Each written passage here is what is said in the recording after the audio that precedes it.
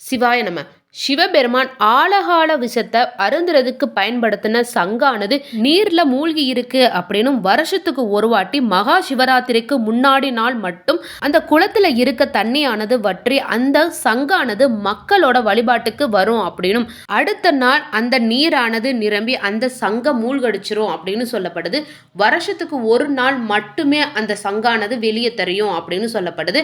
அந்த இடம் எங்க இருக்கு அப்படின்னா, பீகார் மாநிலம் பங்கா மாவட்டத்தில் உள்ள பாகல்பூர், அந்த ஊர்ல இருந்து 25 கிலோமீட்டர் தொலைவில் மந்தர் மலை அப்படின்ற ஒரு இடம் இருக்கு.